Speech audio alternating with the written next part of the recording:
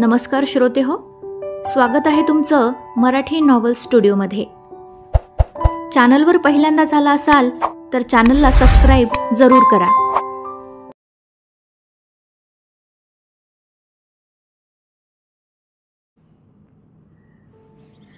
प्रतिशोध, अ revenge love story, part 22.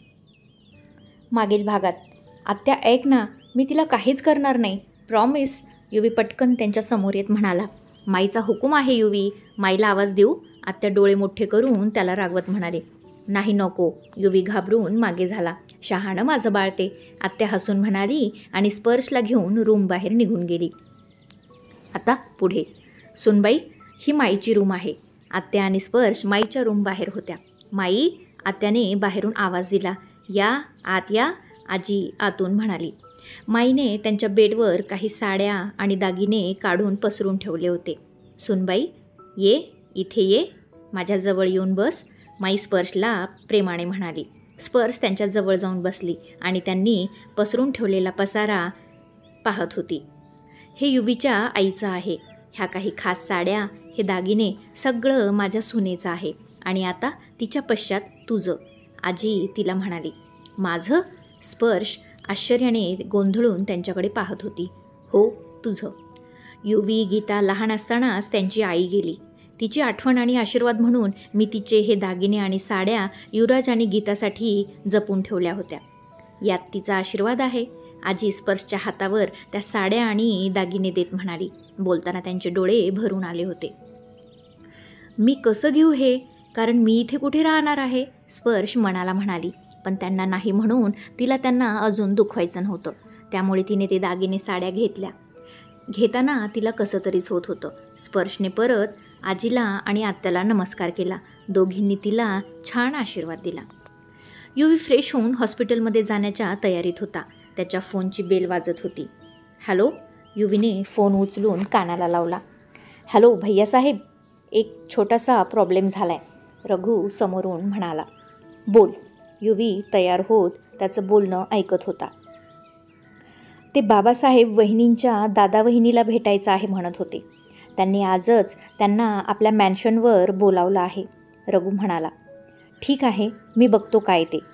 Don't वरी, युवी म्हणाला. त्यानंतर थोड्याच वेळात युवराज तयार होऊन खाली आला. युवी, कुठे जात आहेस? त्याचे डॅड प्रतापराव त्याला असं तयार झालेलं बघून म्हणाले. गीताला भेटून येतो डॅड, असं म्हणत युवी त्यांना बाकी काही न बोलता बाहेर निघूनही गेला. भैयासाहेब, रघु युवीला बघून म्हणाला. तो पार्किंगमध्ये गाडीत त्याचीच वाट बघत होता. चल, युवराज गाडीत बसून म्हणाला. कुठे? रघुने त्याला विचारलं. साहिल देशमुखच्या घरी, युवी शांतपणे म्हणाला आणि रघुने चमकून त्याच्याकडे पाहिलं. काय झालं? युवी त्याच्या अशा प्रश्नार्थक चेहऱ्याला पाहत म्हणाला. वहिनी, रघु म्हणाला. आता डॅडने त्यांना घरी बोलावलं आहे म्हणल्यावर तिला सोबत नेता येणार नाही आणि आजी आणि आत्या काही तिला माझ्यासोबत बाहेर पाठवणारही नाहीत, युवी हताश होऊन म्हणाला. का? रघु न समजून प्रश्नार्थक मुद्रेने पुन्हा त्याच्याकडे बघत होता. इथे माझ्यावर कुणाला विश्वास आहे का? आत्या तिला रूममधून पण आजीच्या रूममध्ये घेऊन गेली, युवी त्याच्या प्रश्नावर वैतागत म्हणाला. अगोदर तर रघुला काही कळलंच नाही, पण थोड्याच वेळाने त्याला सगळं काही लक्षात आलं आणि तो त्यावर जोरजोरात हसायला लागला. युवी त्याचं हसं बघून अजूनच चिडला होता. हसू नको, चल आता, युवी त्याला रोखून बघत कपाळावर आठ्या पाडून म्हणाला. जी. रघुने हसतच गाडी स्टार्ट केली आणि देशमुख बंगल्याकडे घेतली. साहिल आणि आनंदी स्पर्शचाच विचार करत तिची सगळीकडे चौकशी करत होते. एव्हाना स्पर्शला लग्नातून गायब झाली ही बातमी सगळ्या नातेवाईकांमध्ये पसरली होती. त्यामुळे त्यांच्या प्रश्नांना उत्तर देऊन देऊन साहिल आणि आनंदी पुरते वैतागले होते. ऑफिसमध्ये सुद्धा त्याला जाऊ वाटत नव्हतं. त्यामुळे गोव्यातून आल्यापासून तो घरीच होता. साहेब, खाली मिस्टर जहागीरदार तुम्हाला भेटायला आले आहेत, एक नोकर येऊन साहिलला म्हणाला. मिस्टर युवराज जहागीरदार? साहिलने प्रश्नार्थक चेहऱ्याने नोकराकडे पाहिलं. हो साहेब, त्यांनी हेच नाव सांगितलं आहे, नोकर अदबीने म्हणाला. ठीक आहे, मी आलोच, त्यांना बसायला सांग. आणि चहा कॉफीही विचार, साहिल म्हणाला. जी साहेब, असं म्हणून नोकर पुन्हा तिथून निघून गेला. युवराज मला भेटायला का आला असेल? साहिल विचार करत होता. आनंदीही त्याच्याकडे बघत होती. स्पर्शबद्दल कळाल्यामुळे भेटायला आले असतील. अजून काय? आनंदी त्याला समजावत म्हणाली. कदाचित तसंच असेल. चल, साहिल आनंदीला म्हणाला आणि त्यानंतर दोघेही मग खाली आले. रघु आणि युवराज सोफ्यावर बसून साहिलचीच वेट करत होते. नमस्कार युवराज, साहिल पायऱ्या उतरताना म्हणाला. नमस्कार. युवराज उठून उभा राहिला आणि म्हणाला. साहिल आणि आनंदी दोघांनाही एकत्रच म्हणाला. आनंदीने एक स्मित हास्य केलं आणि त्याला हात जोडले. दोघेही मग एकमेकांसमोर बसले. युवराज बराच अस्वस्थ आहे हे साहिलच्या लक्षात आलं. जहागीरदार साहेब, आज आमच्याकडे सहज आले की काही खास कारण आहे? साहिल युवराजच्या चेहऱ्यावरील टेन्शन बघून विषयाला हात घालत म्हणाला. येस, खास कारण आहे. युवराजने रघुकडे बघत नंतर साहिलकडे बघितलं. बोला, साहिल म्हणाला. स्पर्श, युवराज एवढंच म्हणाला आणि साहिल आनंदीने एकमेकांना पाहत त्याच्याकडे पाहिलं. स्पर्शचं काय? आनंदी मध्येच म्हणाली. स्पर्श माझ्याकडे आहे, माझ्या घरी. युवराज शांतपणे म्हणाला. काय? स्पर्श तुमच्याकडे आहे? तुम्हाला कधी भेटली ती? ती ठीक तर आहे ना? आनंदी डोळ्यात पाणी आणून काळजीने म्हणाली. स्पर्श भेटली म्हणून तिला खूप आनंद झाला होता. हो, ती ठीक आहे, युवराज पुन्हा म्हणाला. पण ती तुमच्याकडे कशी आली? साहिलने विचारलं. मीच घेऊन गेलो होतो तिला. आम्ही लग्न केलं आहे, युवराज म्हणाला. तसं साहिल आणि आनंदी चमकून उभे राहिले. लग्न? साहिल आश्चर्याने म्हणाला. हो, आमचं लग्न झालं आहे. रघु, युवीने रघुला इशारा केला आणि रघुने त्यांना त्यांचं मॅरेज सर्टिफिकेट आणि मंदिरात लग्न केलेले फोटो दाखवले. ते पाहून तर साहिल आणि आनंदीला शॉकच बसला. दोघेही शांत सगळं बघत होते. म्हणजे तुम्हीच स्पर्शला किडनॅप केलं? साहिल सगळं पाहून रागाने त्यांच्याकडे बघत म्हणाला. हो, युवी शांत राहून बोलत होता. तुम्हाला माहीत आहे तुम्ही काय केलं आहे मिस्टर जहागीरदार? तुमच्यामुळे आमची किती बदनामी होत आहे. लोक स्पर्शबद्दल किती वाईट साईड बोलत आहेत याचा जरा तरी कल्पना आहे तुम्हाला? साहिल रागात म्हणाला. I am sorry mister Deshmukh, माझ्याकडे याखेरीज दुसरा पर्याय नव्हता. स्पर्शचं लग्न जर वीरसोबत झालं असतं तर आज स्पर्शची हालत माझ्या बहिणीसारखीच झाली असती आणि मी ते कधीच सहन करू शकलो नसतो, युवी धारदार आवाजात म्हणाला. म्हणजे? आनंदी गोंधळून म्हणाली. माझ्या बहिणीसोबत जे काही झालं त्याला पूर्णपणे वीर जबाबदार आहे. तिचा अपघात घडला त्यालाही तोच पूर्णपणे जबाबदार आहे. श्रीमंत मुलींना फसवणं, त्यांच्याशी प्रेमाचं खोटं नाटक करणं आणि स्वार्थ साधून त्यांचा गैरफायदा घेत त्यांना सोडून देणं हा त्याचा आवडता छंद आहे. आत्तापर्यंत तुम्हाला वीरचा मूळ स्वभाव माहीत नाही झाला. तो समाजात दोन चेहरे घेऊन वावरतो, एक सभ्य असण्याचा आणि दुसरा अत्यंत वाईट सवयी असणारा चेहरा. साहिल आणि आनंदी एकमेकांना पाहत होते.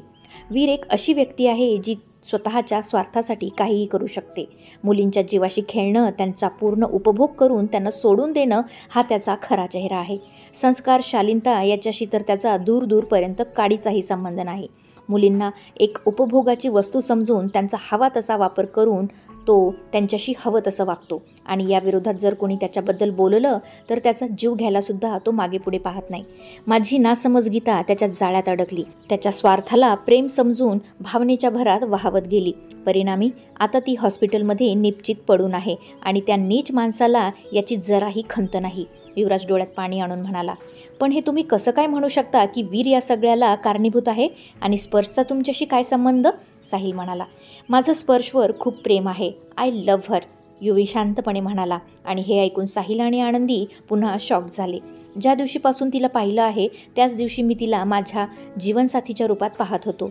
मी तुमच्याकडे येऊन तिला रितसर मागणीही घालणार होतो, पण मध्येच वीर आणि स्पर्शच्या प्रेमाबद्दल कळलं आणि खरं सांगतोय मी त्यांच्या रस्त्यातून मागे झालो होतो, युवराज म्हणाला. मग तिला किडनॅप करून हे लग्न का केलं? आनंदी म्हणाली. तिच्या भल्यासाठी. वीरचं सत्य कळल्यावर मी स्पर्शचं काय इतर कोणत्याच मुलीचं लग्न त्याच्याशी होऊ दिलं नसतं आणि स्पर्श तर माझं पहिलं आणि शेवटचं प्रेम आहे. तिला चुकीच्या हातात जाताना मी कसं काय पाहू शकत होतो? युवराज म्हणाला. तुम्ही मग हे सगळं मला अगोदर का नाही सांगितलं? साहिल म्हणाला. सांगितलं असतं तर तुम्ही विश्वास ठेवला असता का मिस्टर देशमुख? तुम्हाला हेच वाटलं असतं ना की मी माझ्या बहिणीचा बदला घेण्यासाठी हे सगळं करतोय? वीरला गुन्हेगार सिद्ध करण्यासाठी माझ्याकडे अजूनही एकही पुरावा नाही, पण ज्या दिवशी माझी बहीण वीरच्या विरोधात साक्ष देईल त्या दिवशी वीरचा तो आयुष्याचा शेवटचा दिवस असेल. युवराज थंड आणि धारदार आवाजात म्हणाला. स्पर्शला याबद्दल माहीत आहे का? आनंदी काळजीने म्हणाली. नाही, तिला अजून तरी याबद्दल काहीही माहीत नाही. युवी निराश होऊन म्हणाला. मग तिने तुमच्याशी लग्न कसं केलं? विरोध केला नाही का? आनंदी आता पुन्हा अधीरतेने म्हणाली. I am sorry mister Deshmukh, मला त्यासाठी तिला थोडं खोटं बोलावं लागलं. तुमचा जीव धोक्यात आहे असं सांगून मी तिला ब्लॅकमेल करून तिच्या मनाविरुद्ध लग्न केलं. पण खरंच सांगतोय, याखेरीज माझ्याकडे दुसरा काहीही पर्याय नव्हता. वीर खूप चालाक व्यक्ती आहे. त्याने स्पर्शला परत त्याच्या बोलण्यात अडकवलं असतं. आणि तुम्हाला तुमच्या बहिणीचा स्वभाव तर माहीतच आहे. अजूनही खूप अल्लड आहे ती. स्पर्शबद्दल बोलताना युवराजच्या चेहऱ्यावर हलकी स्माईल आली, जी आनंदीच्या नजरेतून सुटली नाही. साहिल आणि आनंदी त्याचं बोलणं ऐकून पुन्हा विचारात पडले. मिस्टर देशमुख, तुम्ही दोघे पहिले व्यक्ती आहात ज्यांना मी सगळं काही खरं सांगितलं आहे. तुम्हाला माझ्या डॅडनी भेटायला बोलवलं आहे. त्यांच्यासमोर तुम्ही या गोष्टी सांगू नये अशी मी तुम्हाला मनापासून विनंती करतोय. कारण गीताच्या अपघातात सत्य अजून त्यांना माहीत नाही. गीताबद्दल उगाच त्यांच्या मनात तिरस्कार निर्माण होऊ नये म्हणून मी त्यांनाही अद्याप याबद्दल काहीच सांगितलं नाही. माझं स्पर्शवर प्रेम आहे, तिचंही माझ्यावर प्रेम आहे आणि म्हणून आम्ही पळून जाऊन लग्न केलं हेच तुम्हाला माझ्या डॅडना सांगायचं आहे. स्पर्शला माझ्या घरी माझ्याकडून किंवा माझ्या कोणत्याही फॅमिली मेंबरकडून अजिबात काहीही त्रास होणार नाही याची मी तुम्हाला खात्री देतो. ती माझ्या मॅन्शनमध्ये तशीच राहील जशी ती इथे तुमच्या घरात होती. तिच्यावर मी खूप प्रेम करेल. तिला तुमची आठवणही येणार नाही इतकं प्रेम तिला माझ्या फॅमिलीत मिळेल. याखेरीज जर तुम्हाला अजूनही माझ्यावर विश्वास नसेल किंवा काही संशय वाटत असेल तर तुम्ही तिला कधीही तुमच्यासोबत घेऊन जाऊ शकता. मी अजिबात तिला रोखणार नाही, युवराज त्यांना विश्वास देत म्हणाला. आनंदी आणि साहिल एकमेकांना पाहत पुन्हा विचारात पडले आणि ते पाहून युवराज पुन्हा म्हणाला. मला माहीत आहे तुमचा माझ्यावर अजूनही विश्वास बसत नाही, पण तरीही तुम्हाला विश्वास ठेवावा लागेल. तुम्ही पूर्णपणे याचा विचार करूनच निर्णय घ्या. घरी मी तुमची वाट पाहीन. येतो मी. चल रघु. युवी अजून एकदा नमस्कार करून तिथून निघून गेला. साहिल आणि आनंदी त्याला जाताना पाहत होते. भैयासाहेब, तुम्हाला काय वाटतं? साहिल देशमुख आपली साथ देईल? रघु गाडी स्टार्ट करत म्हणाला. नक्कीच देईल, युवी म्हणाला. कसं काय? रघु म्हणाला. कारण साहिल देशमुख आपल्यासोबत जो काही शांततेने वागला त्यावरून असं वाटतंय की त्याला आपलं म्हणणं पटलं आहे. आणि जरी पटलं नाही तरी त्यांच्याकडे दुसरा ऑप्शन नाही. स्पर्शचं आणि माझं लग्न झालं आहे हे उद्या सगळ्या जगाला माहीत होईल. तेव्हा तिचं दुसरं लग्न होणं तर आता शक्य नाही आणि मी तसं होऊही देणार नाही. आता स्पर्श फक्त माझी आहे आणि माझीच राहणार. युवराज डोळ्यावर गॉगल चढवत म्हणाला. वाह भैयासाहेब, मानलं तुम्हाला, रघु हसत म्हणाला. गाडी हॉस्पिटलकडे घे, युवी उसासा सोडत म्हणाला. युवी जाताच आनंदी आणि साहिल त्याच्या बोलण्याचा विचार करत बसले होते. युवराज जो काही बोलून गेला ते खरं असेल का? त्याच्या बहिणीसोबत जे झालं त्यासाठी खरंच वीर जबाबदार असेल का? आनंदी साहिलला म्हणाली. आत्ताच काही सांगता येत नाही, पण त्याचं स्पर्शवर खूप प्रेम आहे हे मात्र खरं आहे. साहिल म्हणाला. हो, ते तर मलाही जाणवलं. युवराज खरंच खूप प्रेम करतो आपल्या स्पर्शवर. वीर खूपच आत्मकेंद्री माणूस आहे, पण युवराज तसा अजिबात वाटत नाही. वीरचा अचानक बदललेला स्वभाव आपल्यासाठी खूप शॉकिंग होता. आणि मिसेस राठोड, त्याची आई, किती खालच्या पातळीवर वागत होता तो त्यांच्यासोबत. मिस्टर राठोड पण तसेच. मला त्यांच्यासाठी खूप वाईट वाटत होतं, आनंदी म्हणाली. त्यांचं वागणं तर मलाही खटकलं. काही जरी झालं तरी त्यांनी त्यांच्यावर हात उगारायला नको होता. हे बरोबर नाही. स्त्रियांना कमी लेखणं हे कितपत योग्य आहे? त्या जरा जुन्या विचारांच्या आहेत. म्हणून याचा अर्थ असा होत नाही की त्यांना असं दाबून ठेवायचं, त्यांचा अपमान करायचा. खूप चुकीचं वागले मिस्टर राठोड, साहिलही म्हणाला. मला वाटतंय बरंच झालं आपली स्पर्श त्यांच्या घरी सून म्हणून गेली नाही. कदाचित उद्या तिलाही अशीच वागणूक मिळाली असती तर, साहिल म्हणाला. बरोबर आहे तुमचं. मुंबईला निघताना मला मिसेस राठोड म्हणाल्या होत्या की काही जरी झालं तरी स्पर्शचं लग्न आता वीरसोबत करण्याचा निर्णय पुन्हा घेऊ नका, आनंदी साहिलला म्हणाली. आणि त्यावर साहिलने आश्चर्याने आनंदीकडे पाहिलं. हो, कदाचित त्यांनाही आपल्यासारखंच वाटलं असणार की वीर स्पर्शसाठी ठीक नाही, आनंदी म्हणाली. आता आपण काय करायचं? साहिल म्हणाला. स्पर्शला वीरपासून दूर ठेवावं लागेल. युवराज तिच्यासाठी योग्य आहे हे तिला समजावून सांगावं लागेल, आनंदी म्हणाली. त्यावर साहिल विचार करत होता. अहो, तुम्हाला काय वाटतं? स्पर्शला हे सगळं सांगितल्यावर ती हे लग्न मान्य करेल का? आनंदी काळजीने म्हणाली. कदाचित इतक्या लवकर करणार नाही. तिच्या मनात युवीची जी इमेज तयार झाली आहे ती बदलण्यासाठी जरा वेळ लागेल. जेव्हा तिला कळेल की युवराज तिच्यासाठी परफेक्ट आहे आणि त्याने जे काही केलं ते तिच्या भल्यासाठी, त्याच्या प्रेमासाठी केलं, तेव्हा ती त्याला हळूहळू ॲक्सेप्ट नक्कीच करेल, साहिल आनंदीला विश्वास देत म्हणाला. पण तिने आपल्याला काही विचारलं तर काय सांगायचं? आनंदी म्हणाली. युवराज तिला त्याच्या पद्धतीने सांगेल. आता आपल्याला फक्त एवढंच करायचं आहे की तिने हे लग्न मान्य करून त्याच्यासोबत तिथेच राहावं. ती जर आपल्याकडे आली तर वीर नक्कीच तिला परत गोड बोलून घोळात घेणार. साहिल विचार करत म्हणाला. मी समजावून सांगेन तिला. आनंदी म्हणाली. साहिल म्हणाला.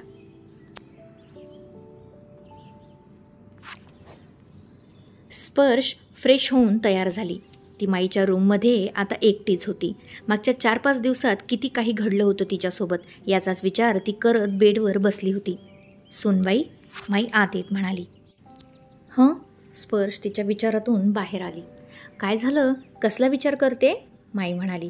काही नाही. स्पर्श, तुझे दादा वहिनी आल्यावर तुला काय म्हणतील याचाच विचार करत आहेस ना? माई तिच्या डोक्यावर हात फिरवून म्हणाली आणि स्पर्शने त्यांच्याकडे चमकून पाहिलं. घाबरू नको, आता तू जहागीरदार घराण्याची कुलवधू आहेस. तुला कुणीही काहीही म्हणणार नाही.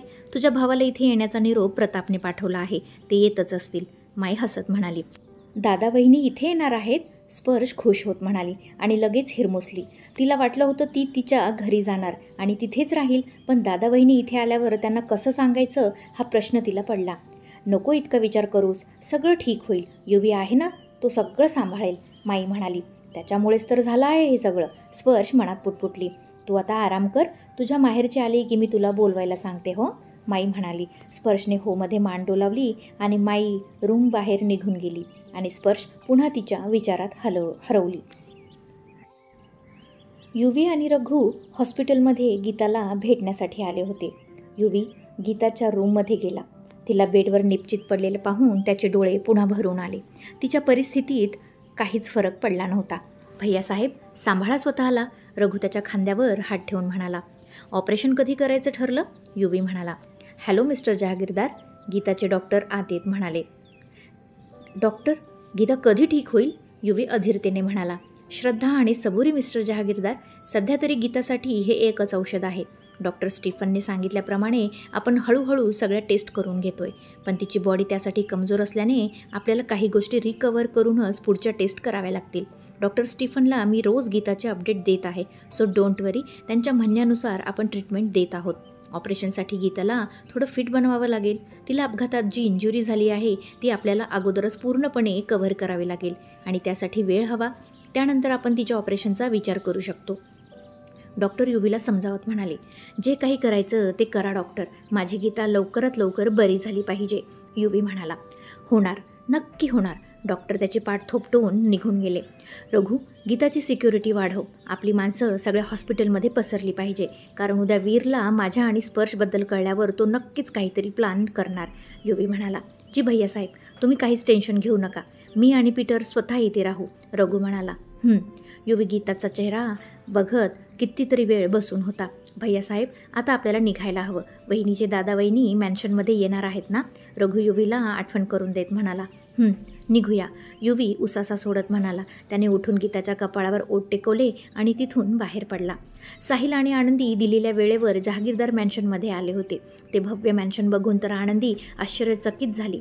युवराजबद्दल, त्याच्या श्रीमंतीबद्दल तिने साहिलकडून बऱ्याच वेळा ऐकलं होतं, पण प्रत्यक्षात कधी त्याच्याशी इतका संबंध आला नव्हता. दोघेही सगळं अगदी कुतूहलाने बघत होते. त्या मॅन्शनसमोर त्यांचा देशमुख बंगला खूपच छोटा वाटत होता. बापरे, किती मोठं घर आहे हे, आनंदी म्हणाली. पॅलेस आहे, साहिल हसत म्हणाला. खरंच स्पर्श खूप नशीबवान आहे. मला तर स्वप्नातही तिला इतकं मोठं आणि श्रीमंत घर मिळेल असं वाटलं नव्हतं. आनंदी म्हणाली. नशिबात जे आहे ते मिळतं आनंदी, साहिल म्हणाला. नमस्कार देशमुख साहेब, प्रताप समोर येत म्हणाले. नमस्कार जहागीरदार साहेब, साहिल त्यांना हात जोडून अदबीने म्हणाला. तुम्ही उभे का? बसा ना, आता आपण व्याही आहोत, या बसा, प्रताप हसत म्हणाले. त्यांच्या चेहऱ्यावर खूप आनंद दिसत होता. साहिल आनंदीला ते पाहून समाधान वाटलं. नाहीतर त्यांना त्यांच्याशी काय आणि कसं बोलावं याचंच टेन्शन आलं होतं. आपल्या मुलांनी पळून जाऊन लग्न केलं हे काही बरोबर केलं नाही, पण असो, त्यांच्या प्रेमाला आता आपल्याला स्वीकारायला हवं. आम्हाला तुमची बहीण सून म्हणून खूप आवडली. कदाचित तिच्यातली सुंदर मुलगी आम्हीही युवीसाठी शोधू शकलो नसतो. झालं गेलं विसरून जाऊ आणि त्यांना आशीर्वाद देऊ. शेवटी मुलांच्या आनंदात आपला आनंद आहे. त्यामुळे माझी तुम्हाला विनंती आहे की तुम्हीही हे लग्न स्वीकारावं, प्रताप हात जोडून म्हणाले. खरं आहे जहागीर साहेब, जर दोघेही एकमेकांसोबत खुश आहेत तर आपण कोण त्यांना दूर करणारे. आम्हालाही हे लग्न मान्य आहे. उलट स्पर्श तुमच्या घरची सून झाली हे पाहून आम्हाला आनंदच झाला आहे. साहिल म्हणाला. अभिनंदन भैयासाहेब. साहिलचं बोलणं ऐकून रघु युवीला हळूच म्हणाला. दोघेही नेमकेच बाहेरून आत येत होते. अरे युवी, आलास बेटा, प्रताप म्हणाले. नमस्कार. युवी साहिलला बघून स्मित हास्य करत म्हणाला. नमस्कार कसला करतोयस, पाया पड गाढवा, प्रतापराव म्हणाले. सॉरी, असं म्हणत युवीने वाकून साहिल आणि आनंदीच्या पाया पडल्या. अरे बस बस, आमचे जावई आहात तुम्ही, तुमची जागा स्पर्शच्या सोबत आमच्या इथे आहे, साहिल त्याच्या छातीला हात लावून म्हणाला. स्पर्श माईसोबत पायऱ्या उतरत खाली येत होती. समोर चाललेला प्रकार आणि त्यांचं बोलणं ऐकून ती खूपच गोंधळून गेली होती. तिला वाटलं होतं साहिल येऊन वाद घालेल, त्यांच्याशी भांडण करील आणि कदाचित पोलिसांनाही घेऊन येईल, पण तसं अजिबात काही दिसत नव्हतं. दादा, स्पर्श म्हणाली. स्पर्श, साहिलने पळत जाऊन तिला मिठी मारली. 4-5 दिवसानंतर आपल्या बहिणीला सुखरूप पाहून साहिलला खूप बरं वाटलं. तू ठीक आहेस ना बाळा, साहिल तिचा चेहरा हाताच्या उंजळीत घेऊन काळजीने म्हणाला.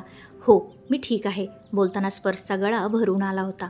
ते स्पर्श पुढे बोलतच होती की आनंदीने तिला येऊन मिठी मारली. स्पर्श, बाळा, आनंदी डोळ्यात पाणी आणून म्हणाली. वहिनी, स्पर्श रडत आनंदीच्या मिठीत शिरली. त्यांचं ते प्रेम आणि रडणं बघून माईच्याही डोळ्याला धारा लागल्या होत्या. युवीलाही खूप वाईट वाटत होतं. तो लगेच त्याच्या रूममध्ये निघून गेला. तुम्ही बसून बोला, प्रताप म्हणाले आणि तेही तिथून निघून गेले. रघु, यांना गेस्ट रूममध्ये घेऊन जा, माई म्हणाली. हो, या देशमुख साहेब, रघु म्हणाला आणि मग साहिल, आनंदी आणि स्पर्श रघुच्या मागे गेस्ट रूममध्ये गेले. तुम्ही बोला, काही लागलं तर मला आवाज द्या, मी बाहेर आहे, असं म्हणत रघु दार ओढून तिथून निघून गेला. वहिनी, स्पर्श परत रडायला लागली. शांत हो, आनंदी तिला समजावत होती.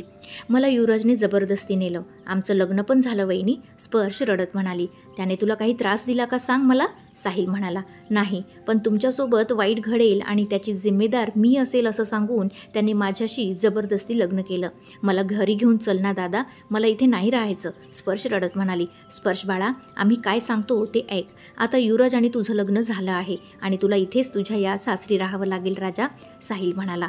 पण हे लग्न माझ्या मनाविरुद्ध झालं आहे दादा, मला हे लग्न मान्य नाही, स्पर्श नाक ओढत म्हणाली. मान्य करावंच लागेल बाळा, तू लग्नाच्या दिवशीपासून गायब आहेस, 4 दिवसानंतर भेटली आहेस, लोकांनी विचारलं तर काय सांगायचं, अगोदरच आपली खूप बदनामी झाली आहे, त्यात अजून नको भर पडायला, साहिल तिला समजावत म्हणाला. पण दादा, माझं वीरवर प्रेम आहे, स्पर्श म्हणाली. त्याला आता विसरून जा, तो तुझ्यासाठी योग्य व्यक्ती नव्हता, म्हणून देवाने तुझी गाठ युवराजसोबत बांधली आहे, स्पर्श, आनंदी तिला समजावत म्हणाली. वहिनी, स्पर्श चमकून तिच्याकडे बघत म्हणाली. हो स्पर्श, वीर अजिबात तुझ्या लायक नाही. जो माणूस त्याच्या जन्मदात्या आईला मान सन्मान देत नाही, तो बायकोला काय देणार. त्याच्याशी लग्न झालं असतं तर कदाचित तुझ्या आयुष्याचं वाटोळं झालं असतं. त्याच्या घरात तू एक वस्तू म्हणून पडून राहिली असतीस, जशी त्याची आई आहे, आनंदी म्हणाली. वहिनी, तू अचानक असं का बोलत आहेस, स्पर्शला काहीच कळत नव्हतं. हे बघ स्पर्श, अशा बऱ्याच गोष्टी आहेत ज्या तुझ्या जाण्याने समोर आल्या आहेत, पण झालेल्या गोष्टींचा विचार करून मनस्ताप करत बसण्यापेक्षा पुढे येणाऱ्या गोष्टींचा विचार करायला हवा. आता युवराज तुझं भविष्य आहे, तुला त्याच्याचसोबत पूर्ण आयुष्य काढायचं आहे. त्याला समजून घे, त्याचं तुझ्यावर खूप प्रेम आहे बाळा. त्याने जे काही केलं ते तुझ्यावरच्या प्रेमाखातर, तुझ्या काळजीपोटी केलं, साहिल तिला समजावत होता. दादा, तू पण असं बोलतोयस, कुणीही मला समजून घ्यायला तयार नाही, स्पर्श पुन्हा रडत होती. स्पर्श बाळा, माझं ऐक, तुमचं लग्न जरी जबरदस्ती झालं असलं तरी तो तुझ्यावर खूप प्रेम करतो. युवराज तुला फुलासारखं जपेल, आमच्यापेक्षाही जास्त प्रेम तुला इथे मिळेल. नशिबाने मिळालेलं हे सौभाग्य असं नाकारू नकोस बाळा, आनंदी तिच्या डोक्यावरून हात फिरवत म्हणाली. पण वहिनी, वीर, स्पर्श डोळ्यात पाणी आणून म्हणाली. वीर आणि तुझं नातं आता संपलं आहे बाळा. वीर तुझा भूतकाळ होता, पण आता युवराज तुझं भविष्य आहे. माणसाने एकदा पुढे गेल्यावर मागे वळून पाहू नये. युवराज आणि तुझी गाठ आता बांधली गेली आहे, तुला त्याचा स्वीकार करून सुखाचा संसार करायचा आहे, आनंदी तिला एखाद्या आईसारखं समजावत होती. जितकं आम्ही वीरला ओळखायला लागलोय, तो आता तुला कदाचितच स्वीकारेल, कारण त्याच्या एकंदरीत स्वभावावरून तो खूप बुरसटलेल्या विचारांचा दिसतो. तो तुला पूर्वीसारखं प्रेम आणि सन्मान देईल याची गॅरंटी वाटत नाही. 4 दिवस परपुरुषासोबत राहिल्यामुळे तो तुला मनातून स्वीकारेल का, आनंदी म्हणाली. स्पर्शच्या मनात जी भीती होती तीच भीती आनंदीने तिला बोलून दाखवली. वीरचं काय, त्याच्या ठिकाणी इतर कोणीही असतं तरी त्यांनी तिच्या चारित्र्यावर प्रश्न उभे केलेच असते. आता स्पर्श आनंदीच्या गळ्याला पडून रडत होती. आनंदीने साहिलकडे पाहिलं. तिला त्यांचं म्हणणं पटतंय हे त्यांच्या लक्षात आलं होतं. स्पर्श, बाळा, झालं गेलं विसरून जा राजा. युवराज खरंच खूप चांगला मुलगा आहे. तो तुला खूप खूप खुश ठेवेल. इथे सगळे तुझी खूप काळजी घेतील, तुझ्यावर खूप प्रेम करतील. मी तुझ्यापेक्षा खूप मोठा आहे. मला माणसांची तुझ्यापेक्षा जास्त पारख आहे. युवराज आणि त्याची फॅमिली तुझ्यासाठी अगदी योग्य आहे. वरून आईबाबासुद्धा हेच सांगत असतील बाळा. त्यामुळे त्यांची आणि देवाची इच्छा समजून पुढे जा. तुझ्या एका होकाराने तुझं आयुष्य सावरेल आणि नकारामुळे तुझं आयुष्य कदाचित बर्बादीच्या मार्गी लागेल. साहिल काळजीने तिच्या डोक्यावर हात फिरवत तिला समजावत म्हणाला. आता वीरचा विचार अजिबात करायचा नाही. इथल्या माणसांना आपलं कर, त्यांच्या मनात तुझी जागा निर्माण कर आणि सुखाने संहार कर. आम्ही तुझ्या पाठीशी आहोत. आनंदीसुद्धा तिच्या पाठीवरून हात फिरवत म्हणाली. स्पर्शला आता त्यांचं म्हणणं पटत होतं. तिने कितीही नाकारलं तरी लग्न तर तिचं युवराजसोबत झालंच होतं आणि तो तिच्यावर प्रेम करतो हे तिलाही त्याने जीव तोडून नेहमी सांगितलं होतं. त्यामुळे तो काही तिला सोडेल हे होणार नाही हे तिला कळून चुकलं. शिवाय ती वापस वीरकडे गेली असती तरी तो तिला सगळं विसरून स्वीकारेल की नाही याची तिलाही शाश्वती नव्हती. त्यात बदनामी होणार हेही पक्क होतं. त्यामुळे यावेळी मनाने नाही तर तिने बुद्धीने विचार करावा असं साहिल आणि आनंदीचं म्हणणं होतं. तिला जेवढं समजवता येईल तेवढं समजावून साहिल आणि आनंदी तिचा आणि सगळ्यांचा निरोप घेऊन पुन्हा घरी परतले. त्यांना जाताना पाहून स्पर्शला खूपच रडू येत होतं. आत्या आणि माईने तिला सावरलं. स्पर्श रडत पळत माईच्या रूममध्ये निघून गेली आणि बेडवर उपडी पडून रडत होती. तिचं इतकं रडणं प्रतापला थोडं खटकलं, पण लग्नानंतर मुली माहेरची माणसं बघून अशाच रिॲक्ट होतात म्हणून ते शांत बसले. To be continued. श्रोते हो, कथेचा आजचा भाग कसा वाटला मला कमेंट करून नक्की सांगा. चला तर मग आता भेटूया पुढील भागात. तोपर्यंत धन्यवाद.